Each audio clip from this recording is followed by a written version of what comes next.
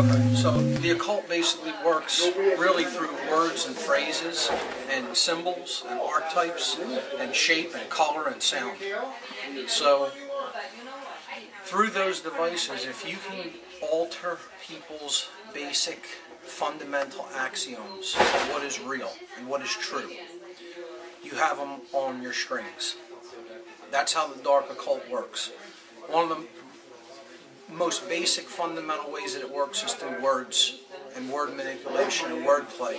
People are using words all the time that they don't understand or know what they mean. So when I start breaking this in, to explain to people how it works, one of the things I try to gently get them to see is the meaning, the basic meanings of some generally commonly used words. And two words that ultimately really control the world are religion and government. So if you look at the word religion, it's based on the Latin verb religare. Religare means to tie back or to bind, because religion is one of the forms of mind control that holds people back. It operates upon the right brain hemisphere. Religion is a right-brained occult binding. What it's holding you back from, or what it's tying away, is the logical side of the brain, the left brain hemisphere. Now, upon the left brain hemisphere, there's another form of occult binding or mind control, and that's government. Government seeks to tie back the right brain, which is the intuitive and feminine and nurturing side of the brain. So if you look at the word government, it's also derived from Latin. If you have a gubernatorial election, right, that's an election of a governor. The root word of government is gubernare in Latin. It's a verb that means to control. And the second part of the word is ment, which is derived from the Latin noun mente, which means mind, where we get our word mental from. So you put them together, gubernare, mente, to control the mind. Right in the word government is the word mind control. So that's one of the forms of mind control, and the other is religion. Now you play these two seemingly opposite, antithetical ideologies off against each other, and you get your synthesis, your artificial synthesis, which is total control. People seeing things either in a completely religiously bound way or in a completely secularly bound way, when in fact neither one of them is true. They're just two forms of mind control. And take a break from that.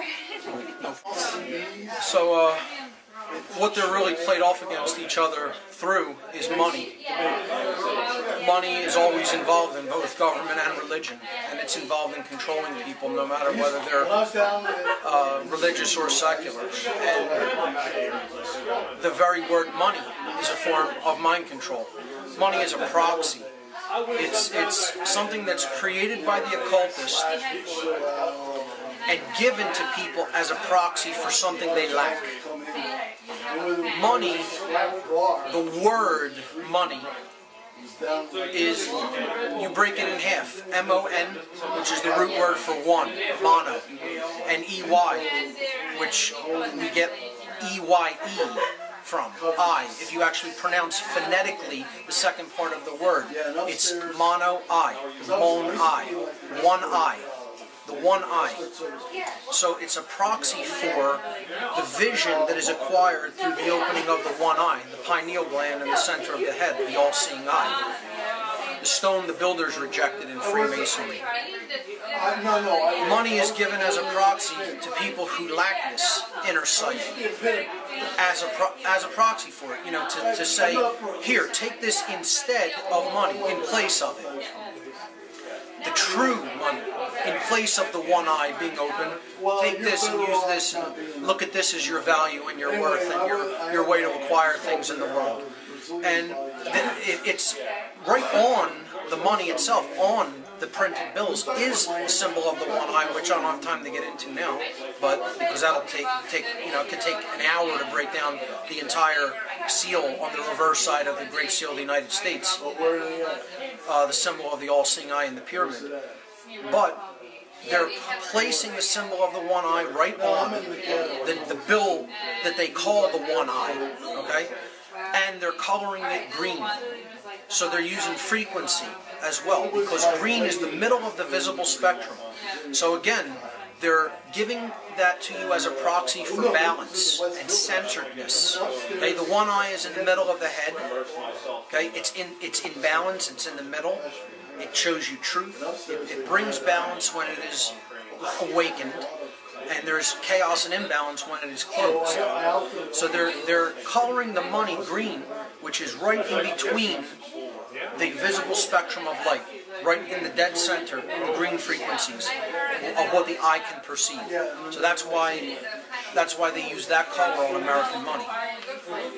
So there's another way that mind control works, you know, and most people can't see that because they've been conditioned into taking the proxy in the stead of the real thing. They don't have the real thing, they have an illusion that was created for them to keep them distracted from the real thing. Because that takes real work, and that takes total responsibility to develop that sense and to understand really what's going on around us. You know, it takes true care. You have to care enough to get involved to understand what's going on around you. Most people don't have that care. They don't have that developed sense of will because they've been distracted their entire lives and they've been fed fundamental axioms that are complete nonsense. And they're completely attached to them. And they'll be willing to go to their grave to stay attached to those fundamental axioms, because that's all they know. So to threaten that is to threaten their very sense of self. People run in the opposite direction as fast as they can to get away from having to face that. That's what we're really up against.